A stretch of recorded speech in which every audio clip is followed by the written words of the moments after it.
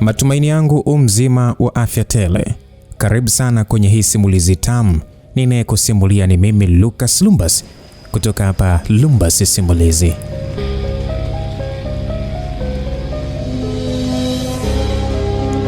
Ubaridi ulichukua sehemu yake. Ubaridi uliokuwa umechanganyika na mungurumo mkubwa kwenye mawingu.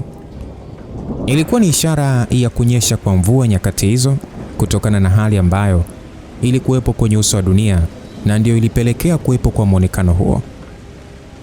Kwenye kiza ambacho kilichanganyika na vitisho vya mungurumo hiyo, bwana mmoja alikuwa amevaa koti refu ambalo lilifunika sehemu kubwa ya mwili wake, huku chini akiwa amevaa mabuti mazito, huenda aliyatumia baada ya kuona hali haikuwa rafiki angani. Kichwani alivaa pama, moja kofia za gharama na za heshima kwa baadhi ya mataifa. Mwanaume huyo alikuwa anatembea haraka haraka. Ilionekana kuna mahali ambako ilikuwa na wahi. Hakuwa anatembea tu kwa sababu ya kuwahi hiyo sehemu, bali kwenye mkono wake alikuwa ameishika bahasha moja ambayo alikumbata kwa wivu mkubwa.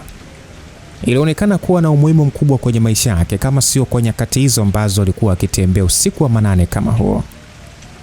Msikilizaji, nikukumbushe mtayarishaji wa hii simulizi ni Fabian Babuya. Sasa alitembea haraka akiwa ameongeza mwendo kadri dakika zilivyokuwa zinazidi kwenda, mpaka pale ule mwanga ambao ulikuwa unawaka mtaani ulipopotea. Kupotea kwa ule mwanga kulisababisha kiza kikali ambacho kilifanya hali kuwa tofauti na mwanzo. Kwa wale wananchi wa kawaida, waliamini ilikuwa ni hali ya umeme kama kawaida, ila ilikuwa ni tofauti kwa upande wake yeye. Ile ilikuwa ni ishara ambayo ilionyesha mambo hayakuwa sawa kama ambavyo yeye alikuwa anataka yawe. Alitembea kwa hatua kadhaa, akageuka nyuma kuangalia. Alihisi kama kuna watu walikuwa wanamfuatilia, hivyo akaamua kujibanza kwenye ukuta mmoja ambao ulipakana na barabara ambayo ilikuwa imechepuka mkono wake wa kulia.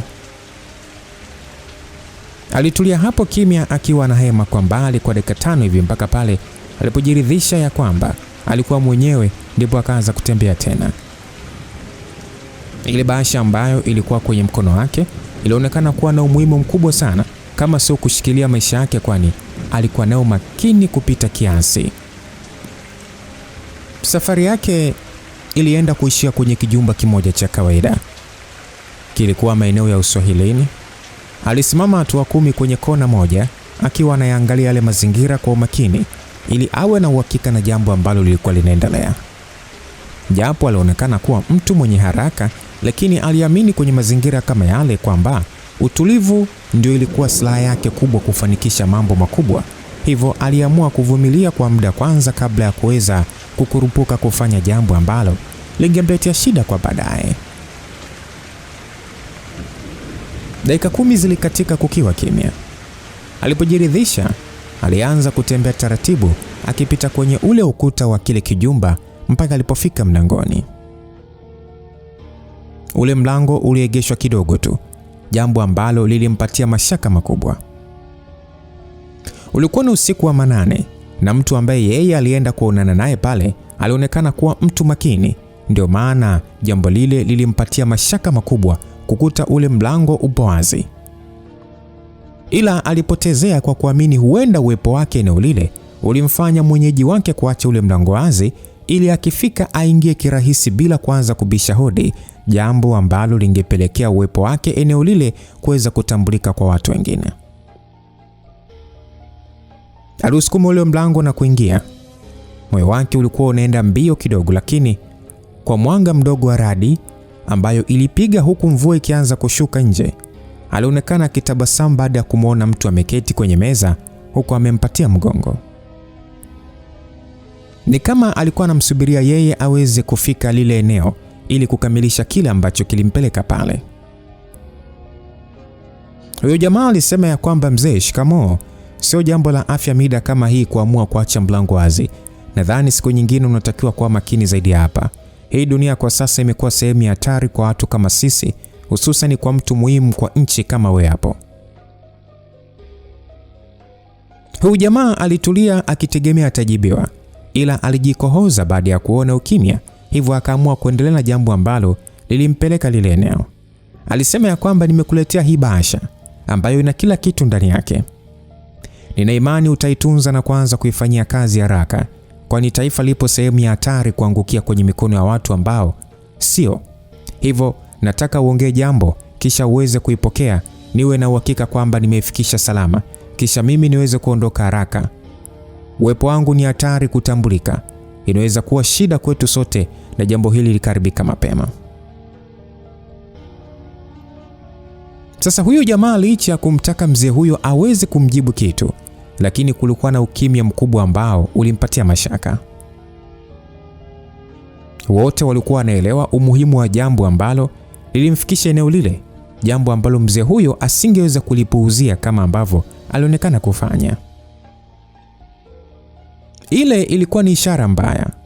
Alisogea akiwa na gloves zake mkononi, akamshika ule mzee bega, akashangaa mzee yule anashukia mezani. Alionekana kuuawa na pale aliegeshwa tu. Hivyo akamnyanyua haraka kuangalia, ndipo akatambua kulikuwa kuna kisu sehemu ya moyo wa yule mzee. Mpaka pale alikuwa kwenye hatari kubwa hata yeye. Hapakuwa mahali salama kuendelea kuwepo. Akaamua kuhitaji kutoka haraka, ndipo akasikia vishindo vya watu kwa mbali karibu na sehemu ya mlango. Vile vishindo vilimpatia taarifa kuwa kwenye mlango haikuwa sehemu sahihi ya yeye kupita kwa muda ule. Hivyo akarudi nyuma tena kidogo akiwa na tafakari cha kufanya. Ile bahasha yake aliisokomeza kifuani kwake ndani ya t-shirt ya ndani, kisha akaibana vizuri na kuanza kuangaza huku na kule, mlango ukiwa bado upo wazi. Jamaa huyo alihisi kuna kitu kinamfuata kule alikokuwepo. Aliinama akapishana na shoka ambalo lingemkata eneo lake la paji la uso. Wakati anaangalia sehemu ambako lile shoka lake likikita, akatambua lilikita kwenye dirisha. Alibaki anaema huku akijiandaa, ambapo baada ya kuona kivuli kinaingia mlangoni, alipita na sehemu ya lile dirisha, akazivunja zile mbao, akatokezea kwa nyuma na kuanza kukimbia. Kukimbia kwake kwenye ile mvua kulimfanya atambue ya kwamba alikuwa anafuatwa na hatua za watu kadhaa ambao hakutambua walikuwa wangapi. Alikuwa anaelekea barabarani, ila hakupewa nafasi ya kufika sehemu hiyo. Kwenye kona moja, wakati anatokezea, aliona kuna mguu unakuja mbele yake eneo la shingo. Akainama na kupita huku sasa akiteleza kwa magoti yake, ila hakujua kama mbele kulikuwa na mtu mwingine.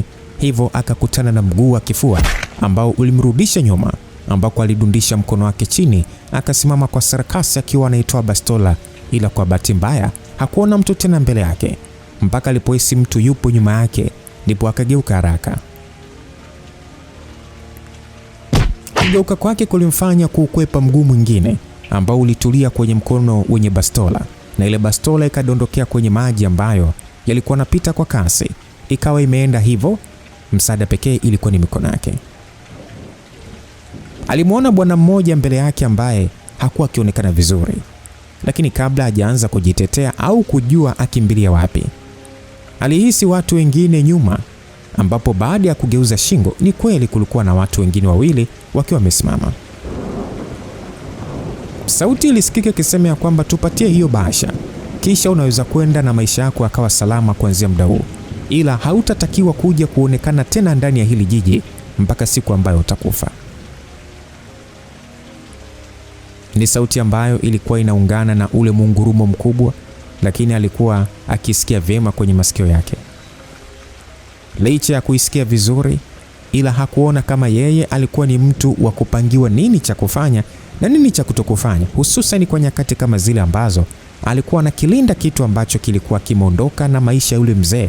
Hivyo alitambua alitakiwa kukilinda hata kama ingekuwa kwa kuyatoa maisha yake mwenyewe.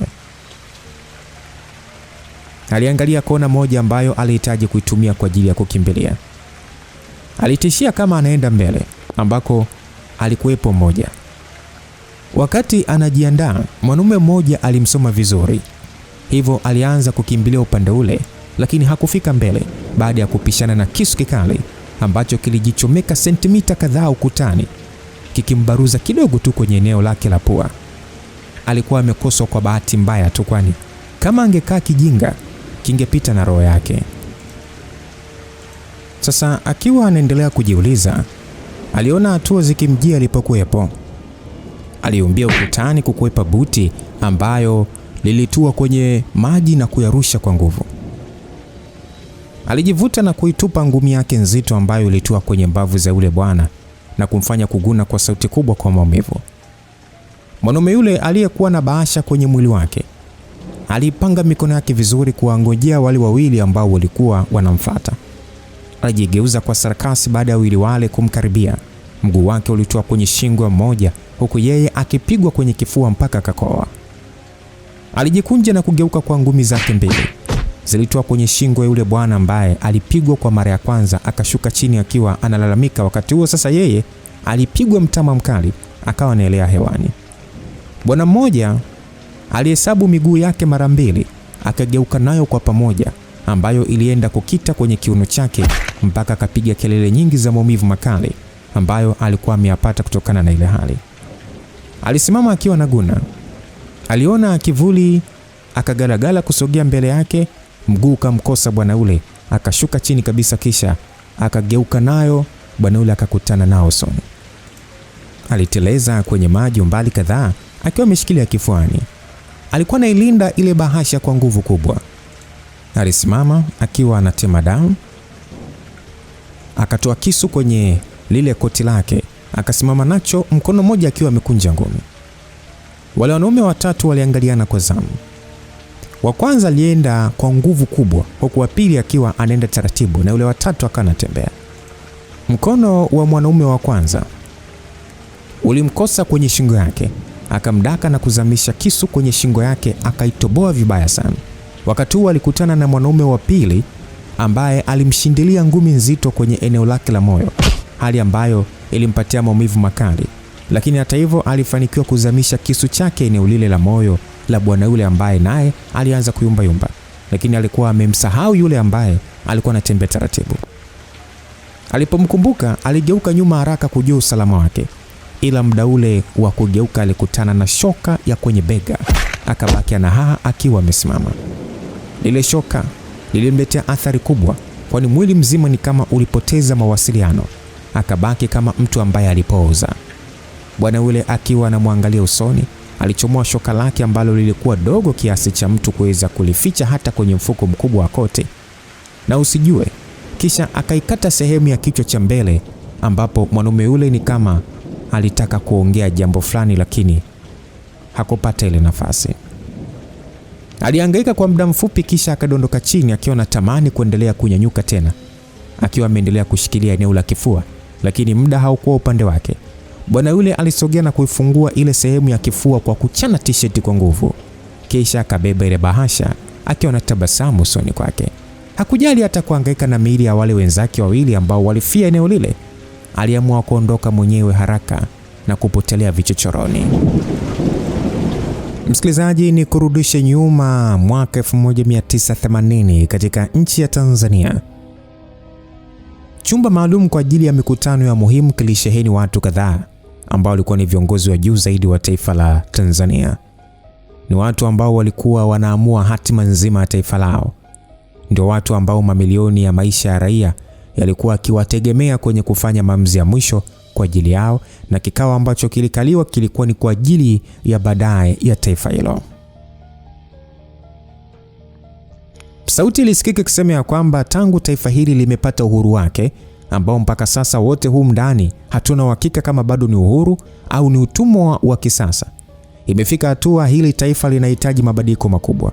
Mabadiliko haya sio kwa sababu tu nimependa iwe hivi, ila ni kwa kuwa ni lazima kuweza kufanyika.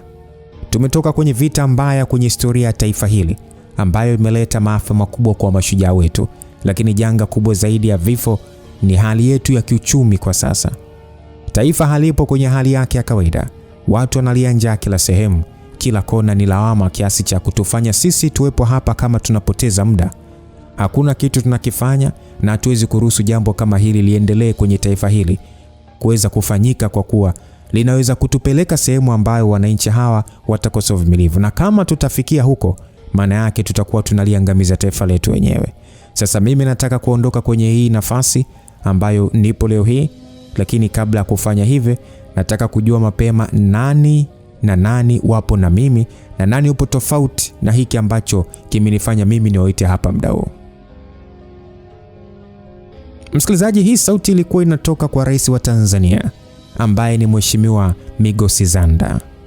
Baada ya muda wa kuona watu wapo kimya, alitabasamu na kuuliza tena ya kwamba sitaki mniigizie kuwa pamoja na mimi na sitamchukia mtu ambaye atakuwa kinyume na mimi. Hii ndio njia pekee ya sisi kulitengeneza taifa hili kuwa bora zaidi hata ya mwanzo. Hivyo nahitaji kujua mtu ambaye haungani na hili, tusikie maoni yake, huenda yanaweza kuwa bora zaidi hata haya ya kwangu. Bado msikilizaji, hakukuwa na mtu hata mmoja ambaye aliongeza jambo, hivyo akaamua kuendelea. Akazungumza ya kwamba wengi wananitambua mimi kama muasisi wa hili taifa, jambo ambalo ni kweli. Japo sifa nyingi napewa mimi, lakini sio mimi pekee ambaye nilihusika kwenye hili jambo. Kuna wapiganaji wengi ambao walifanya kazi kubwa, huenda kuliko hata mimi, ila kwa sababu mimi ndio nilikuwa kiongozi wao, ndio sababu kubwa ambayo inanifanya natajwa zaidi ya wengine. Mimi mwenyewe kuna wakati ambao ulifika nikahitaji kukata tamaa. Nilikuwa sina nguvu ya kuendelea na hii kazi ambayo mwisho wa siku ilikuwa ni kazi ya wito, ambayo inakutaka ukubaliane na lawama za watu ambao huwa hawana shukrani hata ukijitoa kwao vipi. Kwa mara ya kwanza sisi hatukuwa tunalipwa kwa hii kazi. Ni kazi ambayo ilikuwa inahatarisha mpaka usalama wa maisha yetu wenyewe, ila tuliamua kupigana hivyo hivyo kwa sababu ya uzalendo. Tulitamani kuiona Tanzania mpya na nzuri. Tulitamani siku moja watoto wetu, wajukuu zetu, vitukuu waje kuimba ya kwamba kuna watu walimwaga damu zao na sasa Tanzania ni bora. Tanzania ya kimataifa, Tanzania ambayo nina imani mimi sitaiona kwa sababu humu wote tutakuwa tumekufa. Tanzania ambayo watakuja vijana wadogo wenye uchu wa madaraka, tamaa na wazandiki ambao wataamua kuifuta historia sahihi ya taifa hili na kuiandika ile yao ambayo wao itawafanya kuonekana bora kwenye macho ya wengi. Historia ambayo itawafanya onekane wao ndio wamefanya kazi kubwa kwa ajili ya taifa hili, ili hali hakuna watakachokifanya zaidi ya kuingia kwenye mtego wa mabeberu ambao wataamua kurudi kwa namna zingine za kuziongoza akili za hawa viongozi wajao ambao nina imani hawatakuwa kama sisi kwa kuwa hawakuona uchungu wa kulipigania hili taifa. Haya yote ambayo nimeyaongea hapa muda huu ndio moja ya sababu kubwa ambayo imetukutanisha muda huu hapa mimi na nyinyi ndugu zangu. Kwa pamoja umndani tunaenda kuitengeneza baadaye ya Tanzania. Nahitaji uandaliwe mfumo ambao utaihakikishia Tanzania usalama wa maisha miaka ijayo. Natumaini ya kwamba ndani mpa watu ambao ninawaamini tu. Na sina uhakika kama kuna hata mmoja wenu atakuja kuvunja hii ahadi ambayo tunaiweka hapa muda huu. Na kama atatokea wa kufanya hivyo, na hapa kwa jina la Mungu na watoto wangu kwamba mtu huyo alaniwe yeye na kizazi chake chote. Msikilizaji, Mheshimiwa Rais alikuwa anaongea maneno mazito ambayo yalikifanya chumba chote kuwa kimya. Haikuwa kaida yake kuongea namna hiyo, hivyo wote ambao walikuwepo mle ndani walitambua kwamba kwa siku hiyo kulikuwa na mambo mazito ambayo yaliwafanya kuwepo ile sehemu. Mheshimiwa Rais aliendelea kuzungumza ya kwamba kwa sasa dunia inakimbia kwa kasi, lakini tunapaswa kuelewa ya kwamba mtawala wa huu ulimwengu ni mtu mmoja tu ambaye anahitaji mambo yaende kama vile ambavyo anataka yeye. Kwa sasa maendeleo ulimwengu yamefanya kila mtu aamini ya kwamba mfumo wa vyama vingi ndio unafaa zaidi ya huu mfumo wa chama kimoja. Binafsi nilipenda zaidi tuwe na chama kimoja siku zote, ilikuwa na mfumo mwepesi wa kuandaa viongozi bora, lakini kwa bahati mbaya watu wanahitaji demokrasia kwa kuamini ya kwamba kukiwa na vyama vingi ndipo watapata wale watu ambao ni sahihi ama wale ambao wanawahitaji kwa kuamini ndilo litakuwa jambo sahihi kuweza kulifanya. Lakini je, ni kweli? Sina uhakika na hilo. Naongea hivyo kwa kuwa nina imani ya kuwa kama ikitokea kweli miaka ya hapo mbele tukawa na mfumo wa vyama vingi kwenye taifa letu, maana yake hii mifumo ambayo tunaiandaa itakuwa migumu kwenye utekelezaji kwa kuwa tunaweza kuja kupata viongozi kila kona kisa tu watu wameona wanafaa hata kama wafai.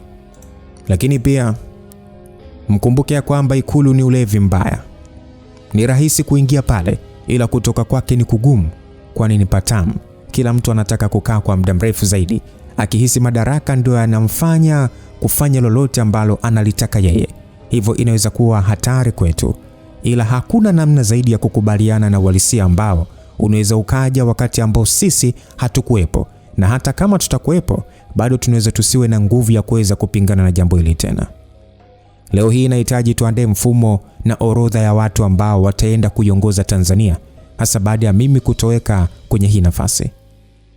Hawa watu ambao tunaenda kuwatengeneza nao inatakiwa waje kutengeneza watu wengine kama ambavyo sisi tunafanya, kuhakikisha Tanzania ipotezi dira yake na malengo ambayo yapo mezani kwa ajili ya baadaye njema ya taifa hili.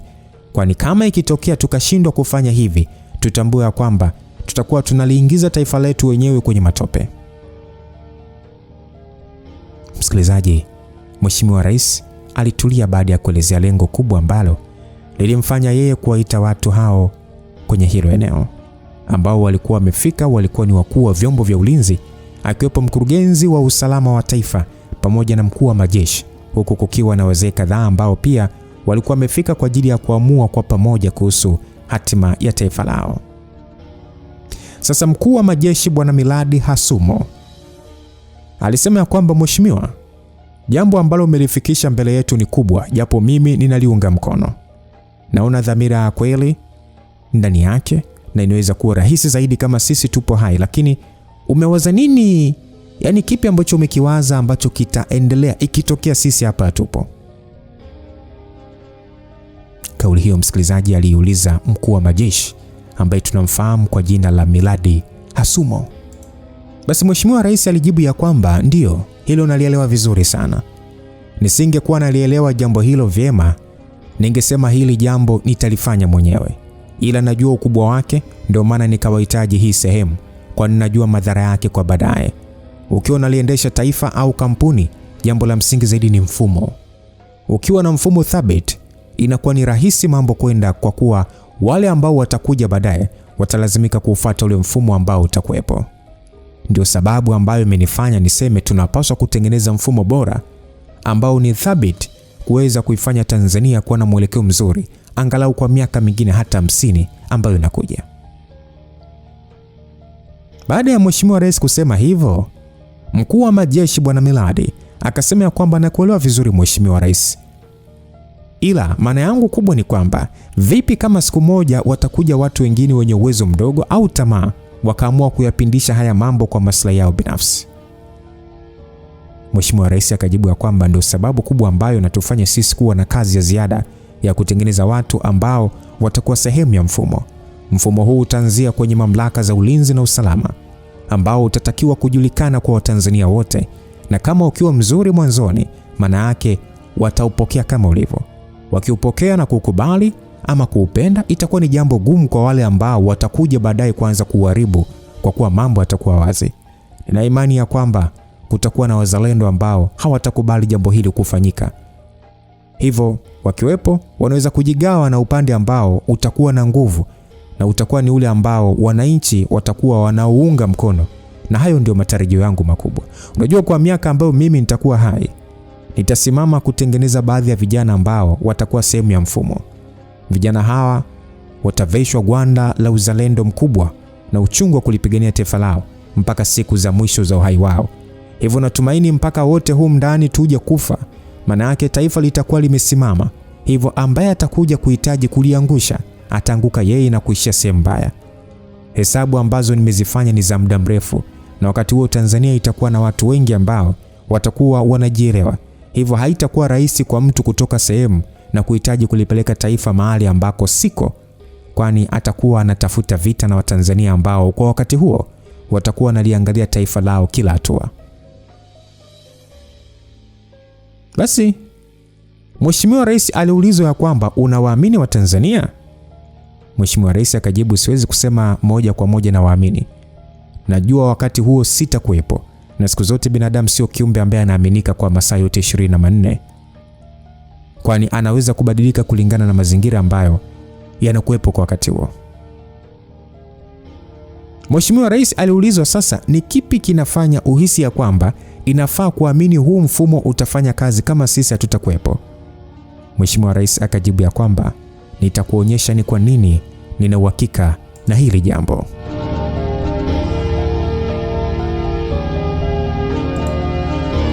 Basi msikilizaji, turejee katika miaka ya sasa. Ilikuwa ni mida alfajiri. Kamanda mmoja wa jeshi alikuwa anatembea haraka haraka kuweza kuwahi ili ule mwanga unapotokezea awe amefanikisha jambo lake. Alikuwa anatembea haraka haraka huku akikwepa kukutana na watu. Alikuwa amevaa gwanda lake la jeshi na kwenye bega lake ilionekana kama nyota ambazo zilikuwepo eneo lile. Ni kama zilinyofolewa, na hata sehemu ambayo ilipaswa kuwa na jina lake ilifunikwa na karatasi ngumu nyeusi. Alionekana kuchukua tahadhari ili hata kama ingetokea kwamba kuna mtu akamwona asiweze kumtambua kama yeye alikuwa ni nani. Kama mtu angemwona kwa mbali, asingefanikiwa kuona kama alivaa combat ya jeshi, bali kwa mtu ambaye angemwona akiwa karibu na ile sehemu ambayo alikuwa anatembea yeye. Mitaa ilikuwa imetulia kiasi, watu hawakuwa wengi ambao walikuwa wanapita zaidi ya barabarani ambako usafiri ulikuwa unasikika ukiwa unaendelea kupita na watu walikuwa wanaendelea na shughuli zao kama kawaida. Alitembea mpaka nje ya nyumba moja ambayo ilikuwa na switch ya kubishia hodi. Alibonyeza mara 5 mfululizo kama kulikuwa na vita, mpaka aliposikia hatua za mtu akiwa anakuja upande ule, ndipo akatulia. Alitoka bwana mmoja akiwa ndani ya pajama la kulalia. Alionekana kuwa mtu aliyetoka usingizini kwa wakati ule na hakupenda kuamshwa, ila hakuwa na namna. Alimruhusu bwana yule aingie ndani, kisha akachungulia nje kama kuna mtu alikuwa ameliona tukio lile, lakini akajiridhisha ya kwamba hakuna ambaye alikuwa ameona zaidi ya wao wenyewe wawili, ndipo akatulia. Sasa yule jamaa ambaye alikuwa kwenye pajama akasema ya kwamba ni nini kushtuana na alfajiri yote ya ise, Nimechelewa kulala, hivyo unaweza ukaniambia sababu ya kunijia kama umefukuzwa ulipotoka, kisha mimi nimalize usingizi wangu. Aliongea kivivu akiwa anaketi kwenye sofa, huku yule bwana ambaye alikuwa amefika pale akiwa amesimama. Hakuonekana kuwa sawa. Yule bwana alijibu ya kwamba Luck ameuawa pamoja na mzee Damas. Yule bwana baada ya kusikia yale maneno, hata lile wenge la usingizi ambalo alidai kuwa nalo lilipotea. Alikuwa ni kama mtu mpya ambaye alitoka kufanya mazoezi kwa wakati huo. Aliuliza kwamba huu ni utani ama ni nini? Akajibiwa, unahisi naweza kuacha kazi zangu kuja mpaka huku tena nikitembea kwa mguu ili nistambulike kwa ajili ya kuja kutana na wewe? Basi yule jamaa wa pajama akasema hayaingia akilini hawa watu wameuawa vipi na wameuawa na nani? Hebu nielezee basi utulivu nikuelewe. Yule jamaa aliyekuja hapo akasema ya kwamba Luck alitumwa kumpelekea mzee Damas orodha ile ya watu ambao walipaswa kuingia serikalini kwa sasa kwa ajili ya kwenda kumlinda rais ambaye alitakiwa kuingia madarakani kwa. Kabla hajaendelea kuzungumza alistopishwa akasema kwamba hayo yote najua, sijakuuliza hivyo. Yule jamaa aliyefika pale akasema kwamba sasa huko hatujui kimetokea nini, bali zimekutwa maiti zao tu. Yule jamaa aliye kwenye pajama akajibu ya kwamba hili jambo lilikuwa ni la siri kubwa. Yaani imekuwaje mpaka taarifa zikavuja kiasi cha kuwafanya wahusika wajue atakuwepo kule kwa muda ule mpaka wamuue? Yule jamaa aliyefika hapo akajibu ya kwamba hilo ni jambo ambalo kwa sasa hata mimi sina majibu yake. Nina maswali mengi ya kuuliza kama wewe ulivyohisi hapa, ila sio muda mwafaka wa mimi kumuuliza mtu swali lolote. Basi yule jamaa aliye kwenye pajama akauliza kwamba bahasha ipo salama? Akajibiwa wamondoka nayo. Akasema what? Yule jamaa aliyefika hapo akasema nasikitika kusema hivyo. Jamaa kwenye pajama akasema kabla ya kuuawa alikuwa amekabidhi tayari au alikuwa bado? Akajibiwa kwa mazingira alivyo alifika kwa mzee Damas na kukuta mzee yule ameuawa tayari. Kwa hiyo akavunja dirisha ili kukimbia, ikiwa na maana ya kwamba aligundua mbele kuna watu. Hivyo kwenye kukimbia alishia sehemu ambayo ndiko alikutana na watu hao, ambapo amefanikiwa kuwaua wawili na amefia pale pale kwa kukatwa na shoka. Yule jamaa aliye kwenye pajama akashtuka akasema ameuawa kwa shoka? Akajibiwa ndio. Akauliza hao watu ambao wamehusika kwenye mauaji yake mmewatambua? Akajibiwa hapana, hakuna hata majina yao. Yaani hata jeshini majina yao hayapo. Hivyo tumeshindwa kuelewa wametokea wapi. Jamaa kwenye pajama akauliza hata usalama hawana taarifa zao? Akajibiwa kuna mtu wangu yupo kule, nimemtumia zile picha. Hakuna sura kama zile kwenye mfumo wao. Jamaa kwenye pajama akauliza, yaani wamejulikana wanatokea wapi? Akajibiwa, hapana, ni watu ambao maisha yao hayapo duniani, hivyo walikuwa wanaishi kama mizimu tu. Jamaa alishtuka sana, akasema, kwa maana hiyo majina yote wanayo kwenye mikono yao kwa sasa, si ndio? Jamaa aliyefika hapo akajibu, nasikitika kusema hivyo, na jambo pekee ambalo wanaenda kulifanya kwa sasa ni kuwaua. Wote wawili walionekana kama kushtukia jambo baada ya bwana ule kuongelea habari za watu kuuawa. Ni kama walizinduka usingizini haraka, jambo ambalo liliwafanya waangaliane kwa muda kabla ya kufanya maamuzi haraka. Sasa yule jamaa ambaye alikuwa amevaa pajama akasema ya kwamba na maana inatakiwa tuwahamisha watu wote haraka kuanzia muda huu, kwani watakamatwa ama kuuawa, na kama haya yakifanyika hatutakuwa na namna ya kuwapata. Kisha yule mwenye combat akasema wa muhimu kwa sasa ni wawili tu kwenye ile orodha. Aliyevaa pajama akauliza, unamaanisha nini? Sasa aliyevaa combat akajibu ya kwamba majina matatu yameandikwa kwa kodi maalum. Mpaka waje wafanikiwe kuzirahisisha zile kodi, tutakuwa tumefanikiwa kuwaondoa. Hivyo wawili ndio wa muhimu kwa sasa, kwani majina yao yapo wazi. Wapigiwe simu haraka na watu kutumwa huko kwa ajili ya kuwapatia msaada. Mwenye pajama akauliza kwamba hili tukio limetokea saa ngapi? Mwamba aliyevaa combat akajibu ni kama masaa mawili ambayo yamepita. Sasa jamaa akasema, oh, it is too late. Aliyevaa combat akauliza kwamba ni wamewafikia ama? Yule mwingine akajibu kwamba hawezi kuacha hili jambo liende kwa muda wote mpaka sasa. Tumefanya moja kati ya makosa makubwa kuamini tulikuwa salama na siri hii inaweza kudumu miongoni mwetu. Mpaka sasa hao wawili walishakufa lazima kwa muda huu. Jamaa mwenye combat akasema tunaweza kuwawahi. Sioni kama yani kuna umuhimu wa kukata tamaa mapema namna hii. Jamaa aliyevaa pajama akasema kwamba hata usijisumbue. Namna sahihi ya kufanya kwa sasa ni kuhakikisha hawa ambao wamebakia utambulisho wao hauweki wazi, na hata kama ukiwekwa basi inatakiwa wawe mahali ambapo ni salama. Mwamba mwenye combat akauliza kwamba kwa nini anafanya hivi.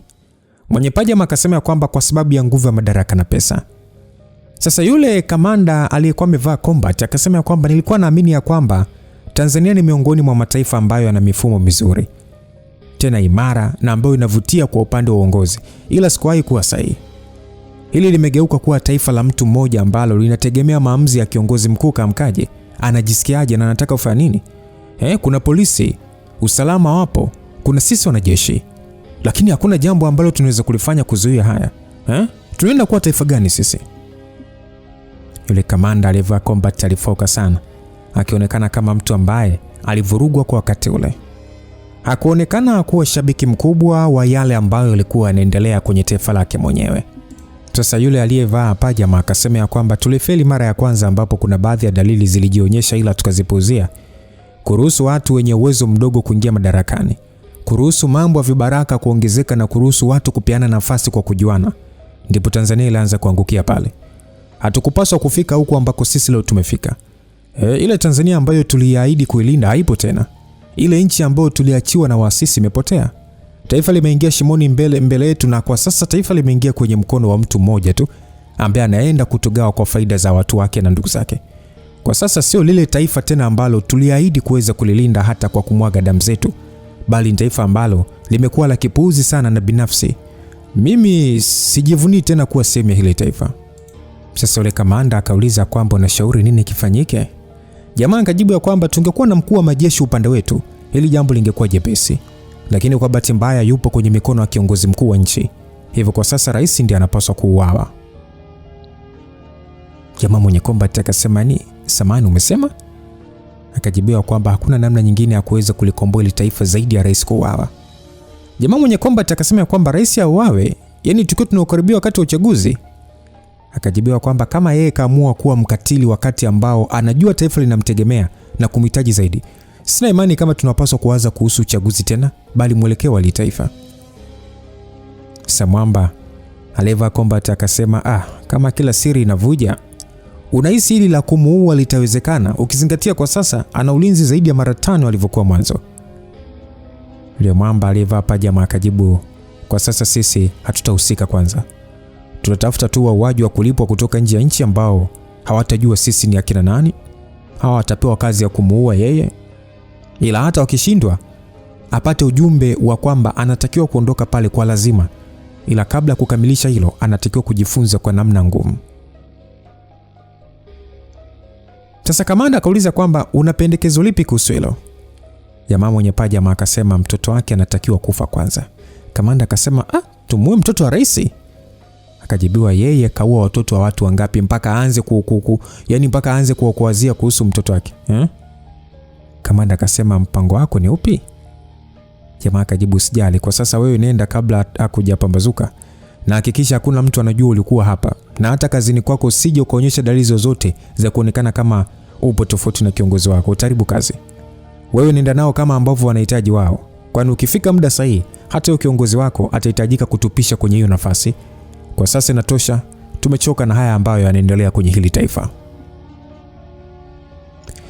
Basi msikilizaji, wawili wale waliangaliana kwa muda wa sekunde kadhaa, na mwanaume yule ambaye alikuwa kwenye kombati ya jeshi akatoweka ile sehemu haraka kuwahi kwenye majukumu yake ya kawaida ya kazi, huku akiwa ameambiwa ya kwamba rais alitakiwa kufa, lakini kabla ya kufanikisha hayo yote binti yake ndiye alipaswa kuuawa kwanza ili ajifunze kwa namna ngumu.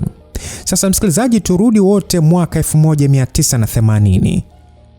Ukimya wa kile chumba ulimpa nafasi ya kuongea bwana mmoja ambaye umri wake ulikuwa umeenda kidogo. Japo alionekana kuwa mgumu usoni, huenda ni kwa sababu ya kuwa mtu wa kazi kwa muda mrefu, ambapo alidumu kwenye nafasi za jeshi kwa miongo takriban 2 kasoro. Toshi Zimbe lilikuwa jina maarufu kwa wale watu wa gizani ambao hawakuwa wakionekana au kusikika wakitajwa hadharani kwa sababu ya unyeti wao.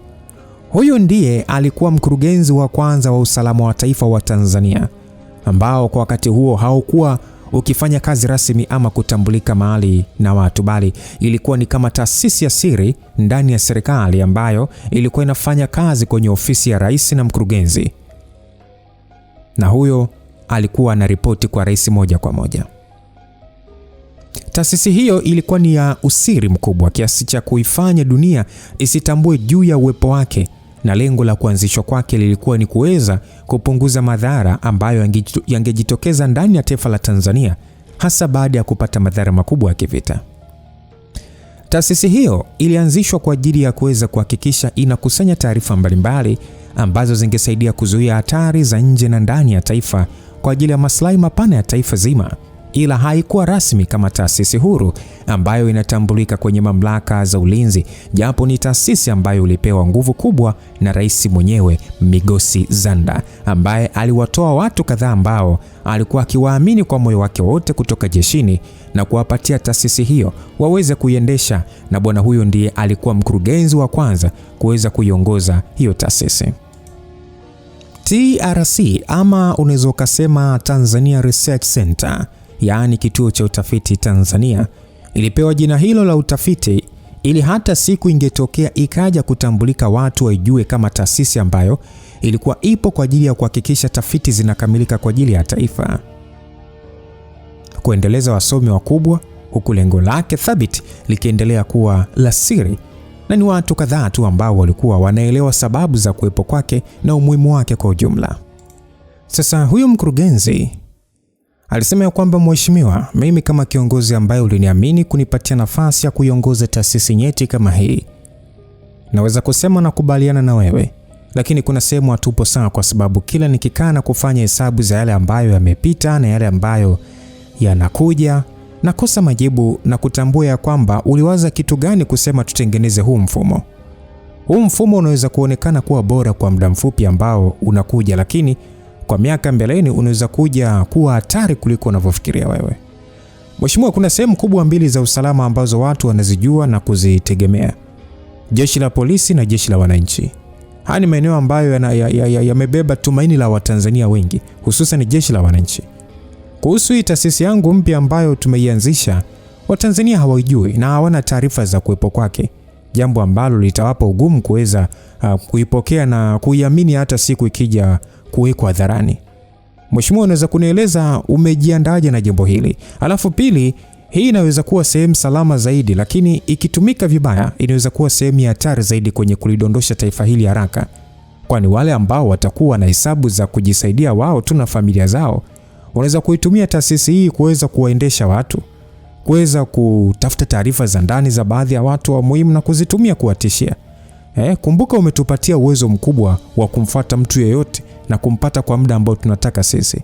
Sina imani kama hii mifumo ambayo tunahitaji kuiweka hapa siku ya leo itakuja kuwa na yale matokeo ambayo sisi tunafikiria, zaidi ya kuja kuwa sehemu mbaya zaidi na ya hatari ya taifa hili. Basi huyo mkurugenzi aliongea mambo ambayo wengi hawakuyawaza na alionekana kuwaingia wote, kwani hata rais mwenyewe alikosa neno la kuongea. Akawa ameangalia kwenye meza tu.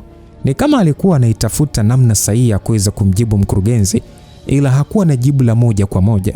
Ndipo mzee mmoja ambaye alikuwa anadili na mambo ya utabiri alipojikohoza na kuingilia kwenye yale mazungumzo ambayo kiuhalisia haikuonekana kuwa zamu yake kuongea, kwani ni mambo ambayo yalikuwa nje ya uwezo wake. Sasa huyo mzee akasema ya kwamba sina utaalamu kwenye mambo ya kijeshi wala upelelezi, lakini aliloliongea huyu kijana wangu ni jambo sahihi. Hapa tuzungumzie maisha ya kiongozi wa kusema hata akifa atakuja mwingine. Tunazungumzia maisha ya taifa hili na hatima nzima ya Tanzania, na tutakuwa tunafanya makosa makubwa kama tunatarajia kuitengeneza Tanzania kwa kuwa na njia moja tu pekee ya kuweza kulikomboa taifa hili. Jambo la kwanza ni la kimila. Tunatakiwa kusafiri mpaka mkoani Lindi kisha Mbeya, alafu tutakuja kumalizia Bagamoyo. Hizi sehemu zitahusika kuliombea na kulizindika taifa hili kwa ajili ya kulipatia kinga kama ikija kutokea kwa baadaye, labda kuna mambo yakaenda vibaya, hususan hawa watu watakapoanza kutoa na kafara. Huyo mzee aliongea, msikilizaji. Huyo mzee anaitwa Sheikh Ozak ambaye alikuwa Mtanzania, ila baba yake alikuwa na asili ya Uturuki. Alihamisha mada ya kulipeleka jambo hilo upande wa giza wa dunia, ambao uliwafanya wote kubaki wanashangaa tu, kwa sababu mtu ambaye alikuwa na maamuzi ya mwisho juu ya jambo hilo alikuwa ni rais mwenyewe, lakini yeye akahamisha mada na kusema kwamba walipeleke jambo hilo katika upande wa giza. Sasa huyo Sheikh Ozak akauliza kwamba umeona nini Ozak?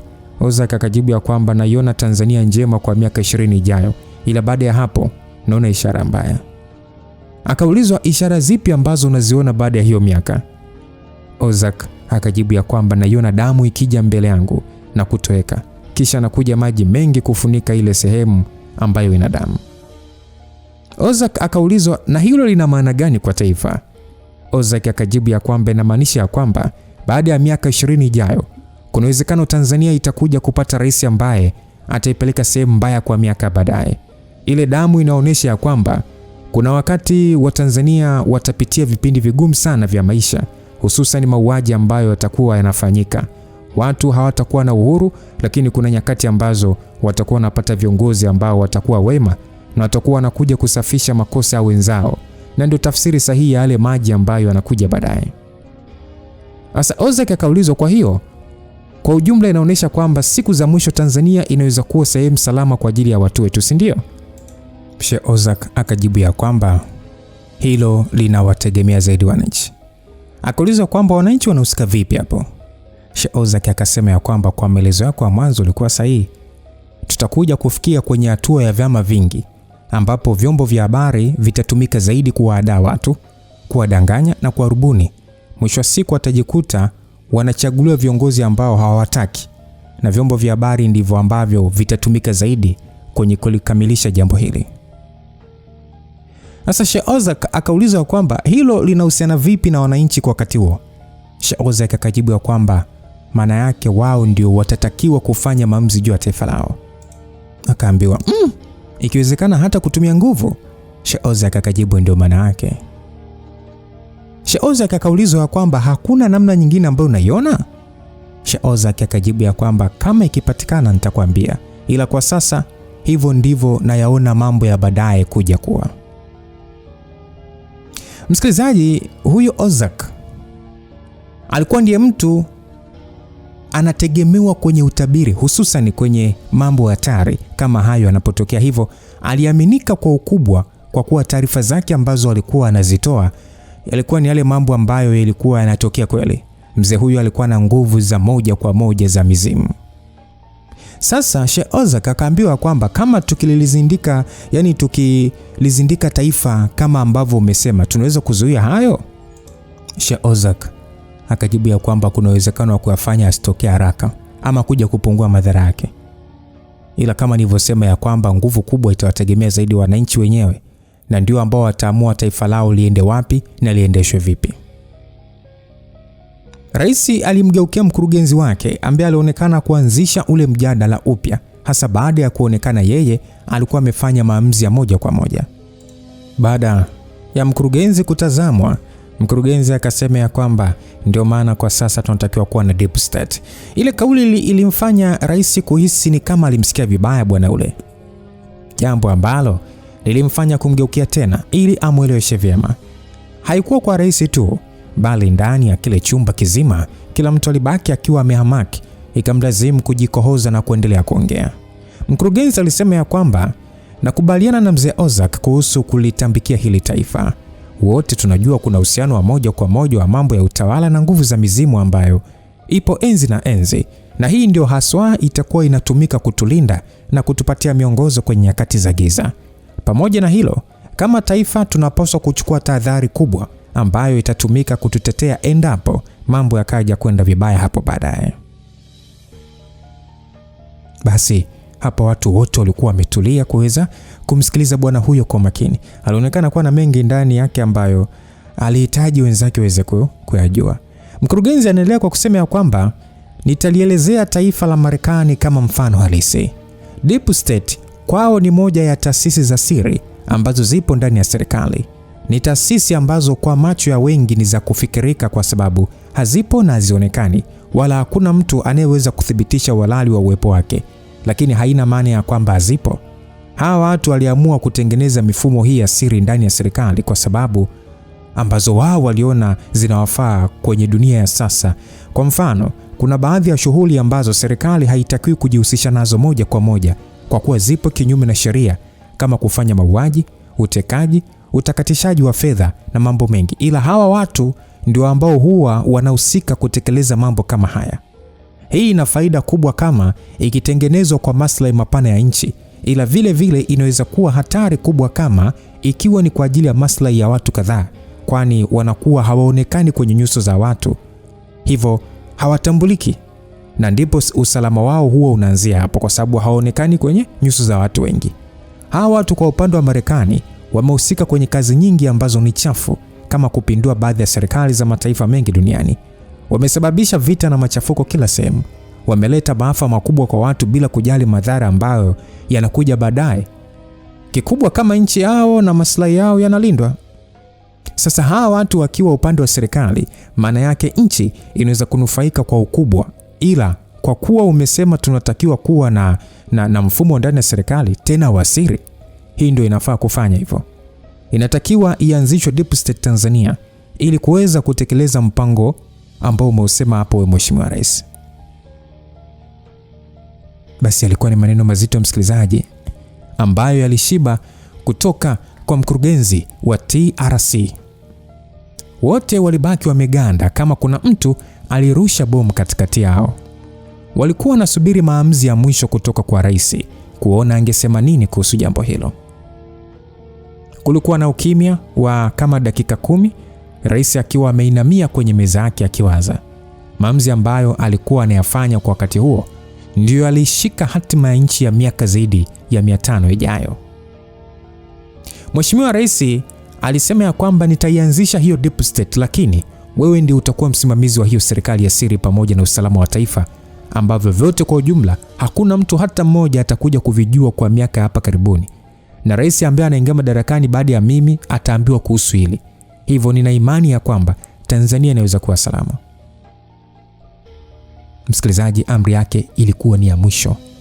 Watu wale waligonga meza kuonyesha kukubaliana na jambo lile kubwa na zito ambalo lilianzishwa siku ile. Ndivyo mifumo mipya ya serikali ilivyotengenezwa kwa mara ya kwanza na kuingizwa kwenye utekelezaji wake kwa ajili ya kulilinda taifa kwa miaka kadhaa ambayo ilikuwa inafuata mbeleni. Sasa basi msikilizaji, turejee katika miaka ya leo kwa sababu yote uliokuwa unasikia kwenye hicho kikao ilikuwa ni miaka ya nyuma kwenye 1980. Sasa miaka ya hivi leo, ulimwengu wa kisasa ulikuwa unaenda sambamba na ukuaji wa teknolojia ambayo iliboresha maisha ya watu kuyafanya kwa bora. Dunia ilikuwa imebadilika, mataifa yalikuwa yanaendelea na watu walikuwa wakiishi maisha mazuri na safi ambayo hayakuwa na vikwazo kwa ajili ya kesho. Kwenye moja ya sehemu za ghali zaidi kuwahi kutokea ndani ya taifa la Tanzania, yani sehemu za gharama zaidi kuwahi kutokea ndani ya taifa la Tanzania, ndiko ambako yalikuwepo makazi rasmi ya rais wa taifa hilo, Bwana Tami Zogo. Tami Zogo alikuwa ni mwanaume wa umri wa makamo ambaye alibahatika kuwa kiongozi wa juu zaidi ndani ya taifa hilo ambalo lilikuwa limetabiriwa kuja kuwa moja ya mataifa makubwa ndani ya ulimwengu kwa miaka kadhaa ambayo ilikuwa inakuja. Rais huyo, licha ya wengi kumhakikishia kwamba alikuwa na bahati kubwa kuwa rais wa taifa hilo, yeye alikuwa na mawazo tofauti juu ya jambo hilo. Hakuamini kama yeye ndiye alikuwa mwenye bahati, bali alikuwa anaamini ya kuwa Tanzania ndio ilikuwa na bahati kubwa ya kuwa naye kama rais. Akiwa kwenye vila lake la gharama sana ambalo lilikuwa lipo kwenye eneo ambalo walikuwa wanaishi watu wenye pesa nyingi kupita kiasi, alionekana akiwa kwenye jacuzzi na mwanamke ambaye uso wake ulinyooka kuonyesha umaridadi wa uumbaji wake. Hakuvaa nguo yoyote kwenye mwili wake, jambo ambalo lilimfanya kuzidi kuwa malaika wa kufikirika ndani ya vichwa vya wanaume ambao wangefanikiwa kumuona kwenye ulimwengu wa kweli. Macho yake yenye blue kidogo yalifanya lile eneo kuwa na mng'ao wa kipekee. Umbo lake lilijichora na kujigawa vyema kiasi ambapo ungehisi ambaye alikuwa anamuumba alikuwa na vipimo kwenye mkono wake kumpendelea malaika yule, lakini haikuwa hivyo, kwani hata yeye alizaliwa. Sasa wakati wawili hao wakiwa ndani ya chumba hicho kuziponda raha, maisha yalikuwa yapo safi na kila kitu kilikuwa kwenye mikono ya bwana huyo kama ambavyo alihitaji. Hivyo walikuwa wakicheka kwa nguvu, wakiwa na kunywa na kuzifanya nyeti zao kuzifurahia nyakati hizo. Walikuwa wanafanya mapenzi huku wanalewa. Wakichoka walikuwa wanaanza kuogeshana huku sauti ya mziki usioumiza ikiwa inalia taratibu kwenye masikio yao. Taratibu alisikia mtu akigonga mlango, jambo ambalo alilipuuza, lakini kadri muda ulivyokuwa unazidi kwenda ndivyo alivyokuwa anakereka zaidi baada ya kusikia kishindo kutoka mlangoni. Hivyo akaenda akiwa uchi bila nguo na kufungua. Alikutana uso kwa uso na mwanamke mmoja mzuri sana ambaye alikuwa kwenye suti yake safi. Bibia yule aliangalia sehemu za siri za rais, akataka kuondoka kwa woga, lakini bwana yule alimdaka mkono na kumtaka aeleze kile ambacho kilimpeleka ndani ya eneo ile. Bibia akajibu ya kwamba kuna ugeni wa dharura mheshimiwa. Rais akajibu ya kwamba nimewapa taarifa ya kwamba sitaki kusumbuliwa kwa sasa, nyie vipi? Bibia akajibu aliyepiga amesema ni simu ambayo imebeba maisha yako mheshimiwa, hivyo jitahidi uipokee. Mheshimiwa rais akasema okay, niunganishe moja kwa moja na simu ya huko bafuni. Bibia akajibu sawa mheshimiwa. Mwanamke yule, mazingira ya kazi yake hayakuwa sahihi, ila mwisho wa siku yeye alikuwa ni mfanyakazi tu. Hakuna kitu angeweza kusema ama kufanya kwa muda ule kubadilisha yale mambo, hivyo akaamua tu kuwa kimya na kuondoka eneo lile. Hello mheshimiwa, tumefanikiwa kuipata orodha ya watu ambao walikuwa wanadhaniwa. Safi sana. Ni kipi kinaendelea kwa sasa? Yule mzee na kijana wake tumemuua na orodha tunayo, tunasubiri amri yako tu. Safi sana. Na wahitaji hao watu muda huu? 2 tumewapata, lakini 3 hatujawapata. Unamaanisha nini? Hao 3 hakuna majina moja kwa moja ya wahusika, hivyo kuna kazi ya kuwajua ambao wanatumia haya majina mheshimiwa. Niletee hao 2, watakuwa wanajua ni wapi hao 3 walipo. Hakuna makosa yanatokea kufanyika kwa nyakati kama hizi, hivyo haraka tukutane eneo la tukio. Basi simu ilikatwa. Hata ule mzuka wa kurudi kwa yule mwanamke haukuwepo tena. Uso wake ulionyesha tabasamu. Akaenda kuvaa haraka na kutoka humo ndani bila hata kumwaga yule mwanamke wake ambaye alikuwa naye. Katika eneo moja linaloitwa Zaman Warehouse, ni eneo kubwa msikilizaji, ambalo lilikuwa linatumika kuhifadhia vifaa vya magari ambalo lilikuwa linamilikiwa na kampuni ya Ukraine, lakini kwa wakati huo lilikuwa kwenye mikono ya serikali na lilifungwa.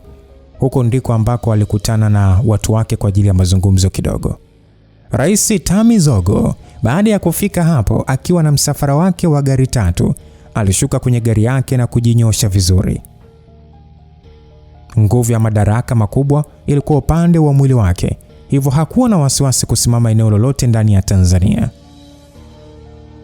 Alihitaji kila ambaye angemuona aamini ya kwamba yeye ndiye alikuwa anaiwakilisha nchi hiyo kwenye kila kitu.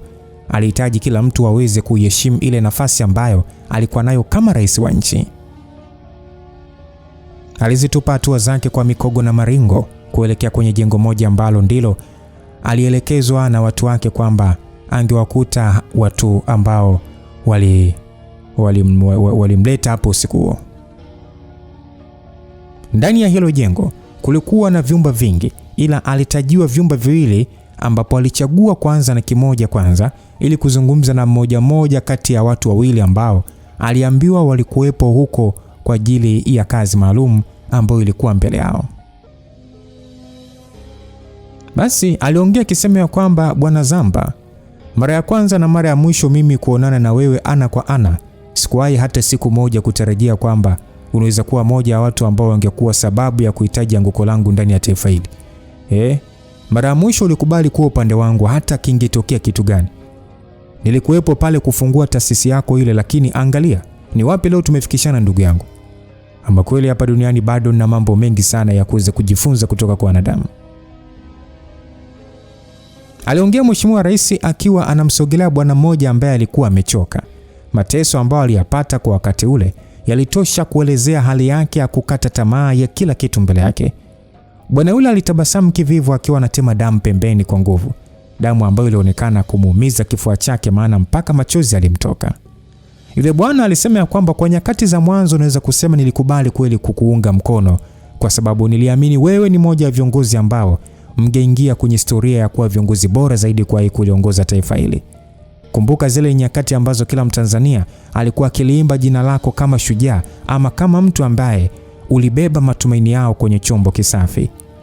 Unaweza kuniambia kwa sasa wewe ni yule ambaye wananchi waliamini utakuwa mkombozi wao? Umelewa madaraka Tami. Umekuwa ni mtu ambaye unahisi bila wewe hakuna Tanzania. Umejiaminisha kwamba wewe ndiye Mungu wa taifa hili. Unaamini kujidanganya hivyo ndilo jambo ambalo labda litakuweka Ikulu kwa muda mrefu zaidi.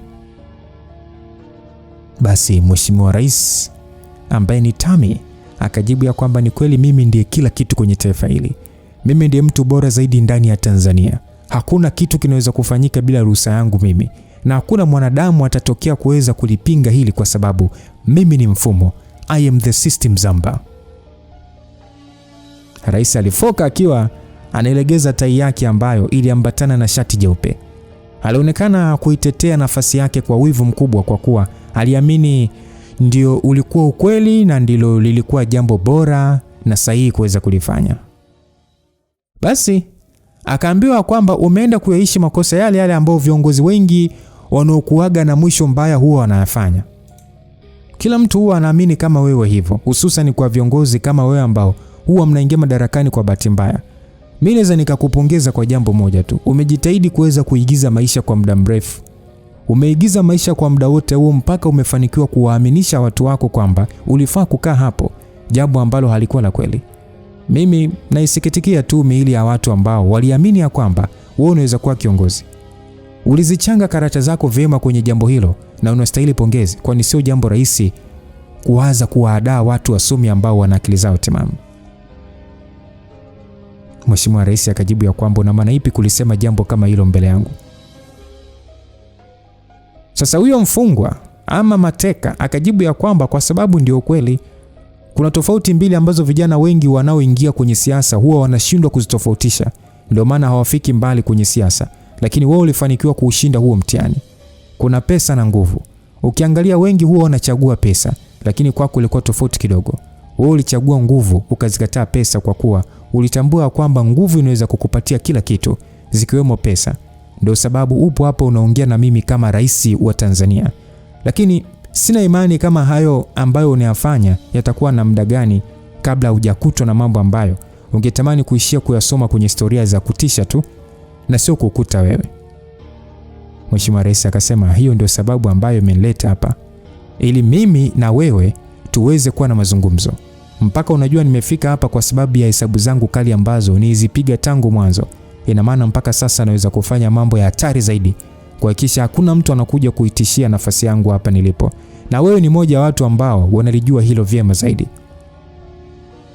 Sasa Mateka alimkatisha rais, akamwambia kwamba sio muda wa kuniandikia mashairi ambayo wote tunaujua mwisho wake.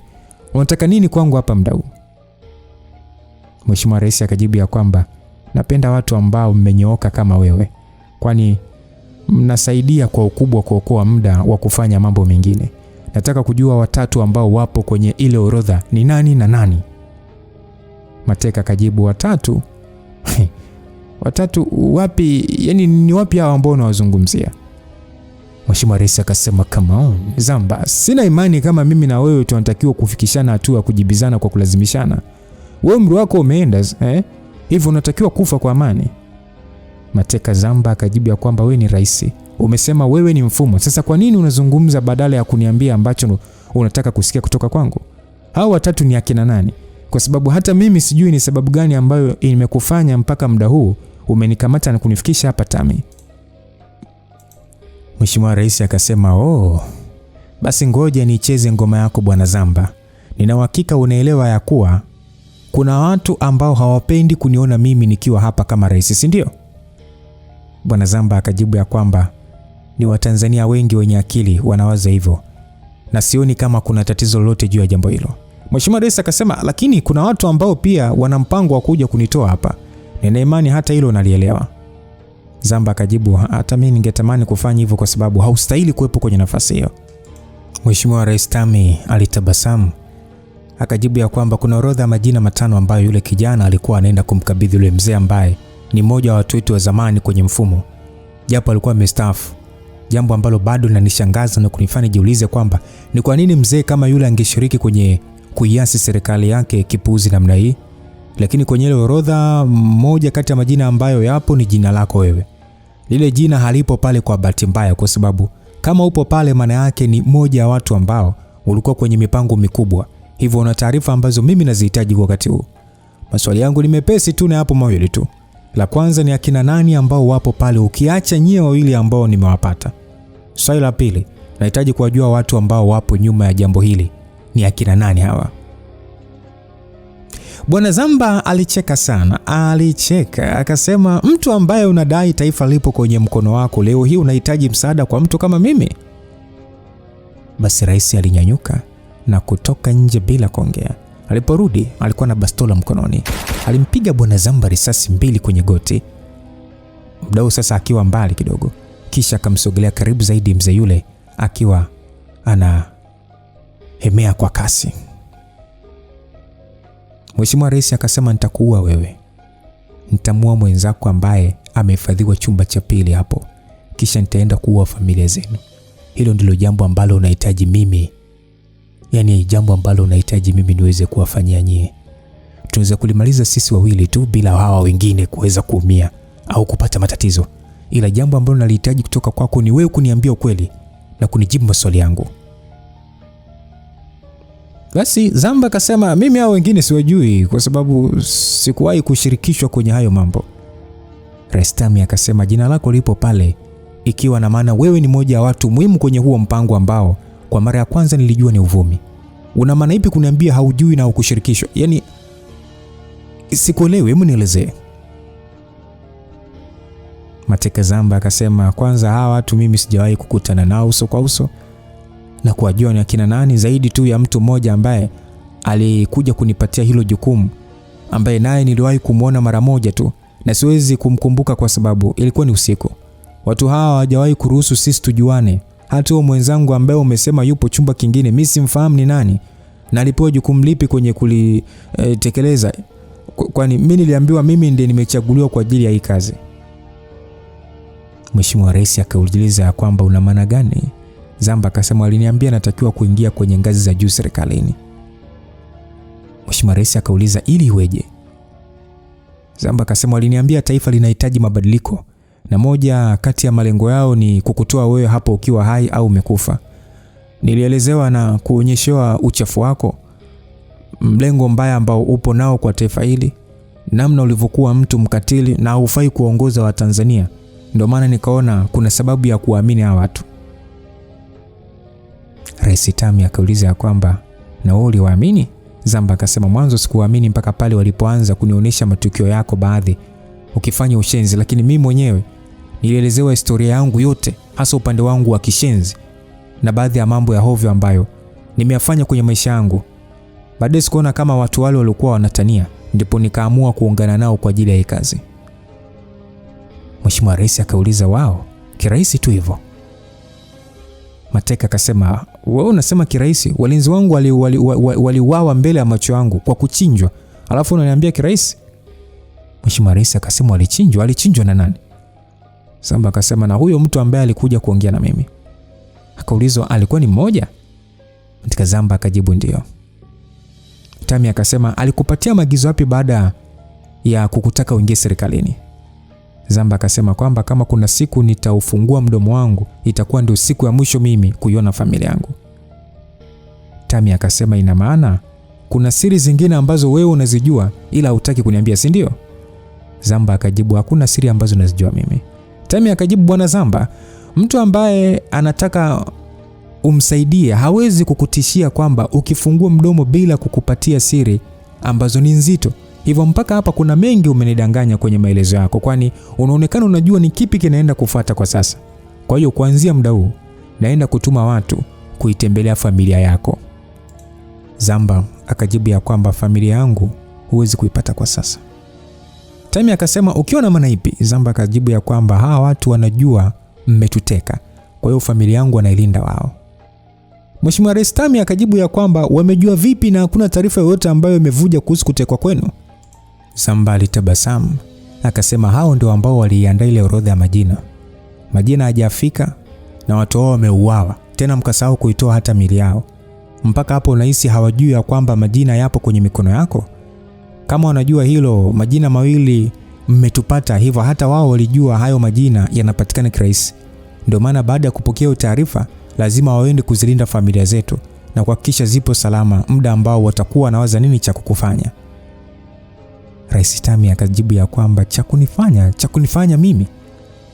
Zamba akajibu, unahisi unaweza kuua watu wao halafu hili likaisha?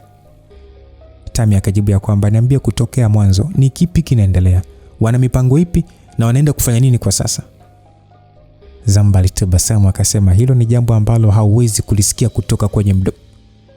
Risasi nyingine ilipenya kwenye bega lake bwana Zamba akiwa anaongea kwa dharau mbele ya rais.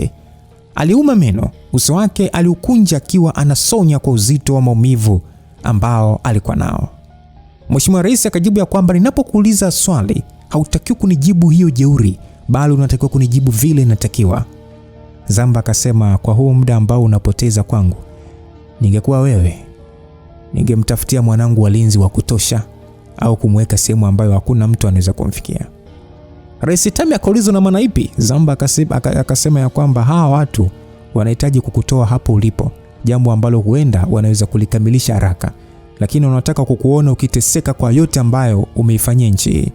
Wanataka kuona ukilia na kuvuja damu ili uweze kuonja ladha ya mateso makali ambayo umeisababisha kwa wengine. Hivyo lazima kwanza watakutengenezea maumivu makali ya maisha, na udhaifu wako mkubwa ni kijana wako wa pekee ambaye umemfanya aone kama hii nchi ni geto lake. Rais Tami akasema, yani unataka kuniambia kwamba? Zamba akasema, wanaenda kumuua mtoto wako. Rais akasema, nini? Yani niambie haumaanishi unachokiongea. Zamba akasema, sina cha kupoteza hapa kwa sasa. Wewe unahisi ni jambo gani ambalo unaweza kukudanganya kuhusu maisha ya mwanao? Rais Tami akasema, hakuna mtu anaweza kuthubutu kumuua mtoto wa rais, tena mtoto wa pekee. Zamba akasema, hayo ulitakiwa kuyawaza kabla ya kuua watoto wa wenzako ambao nao wana uchungu kama ambao unausikia wewe kwa mtoto wako. Basi msikilizaji, rais alionekana kuvurugwa kupokea taarifa hizo. Alikuwa na mtoto mmoja tu pekee, mtoto wa kipekee kwenye maisha yake, hivyo kusikia hatari hiyo halikuwa jambo ambalo alitakiwa kulipuuza. Mheshimiwa Rais kwa sauti ya juu ambayo iliumiza masikio ya bwana Zamba akauliza kwamba nani amepewa hiyo kazi ya kumua mwanangu? Ni nani? Lakini badala ya kujitetea, alianza kucheka kwa sauti kubwa akimwangalia rais usoni. Rais alipaniki na kupoteza uwezo wa kuiendesha akili yake mpaka akajikuta anampiga bwana huyo risasi ya kichwa, kwa sababu alionekana kama anampigia makelele kwa nyakati ambazo yeye alihitaji utulivu na majibu ambayo yalikuwa yanaeleweka kwa ajili ya maswali yake. Alishtuka akiwa amemuua bwana huyo tayari, ndipo akasonya na kutoka umo kwani hata yeye alitambua alifanya kosa kubwa. Kutoka kwake alikuwa anaelekea kwenye chumba kingine, kwani kama aliyakosa maelezo kwa bwana huyo, mwenzake ndiye alitakiwa kwenda kuyajibia vizuri na kumpatia kinagaubaga. Sasa je, huyo mtu atatoa taarifa na yeye ama itakuwaje? Na vipi mtoto wa rais atatekwa na kuuliwa? Maana tayari tumepata taarifa ya kwamba hao watu wapo kwenye mchakato wa kumteka mtoto wa rais. Sasa Tami anajivunia akisema ya kwamba wao ulishasikia wapi mtoto wa rais katekwa. Sasa je, hao watu ni kina nani na kwa nini wana uwezo mpaka wa kumteka mtoto wa rais? Kwa mapenzi ya Mwenyezi Mungu atukutanisha sehemu inayofuata kuendelea kupata burudani ya hii simulizi tam sana iliyoandaliwa na Fabian Babuya na kusimuliwa nami Lucas Lumbus. God with you till we meet again. Bye bye.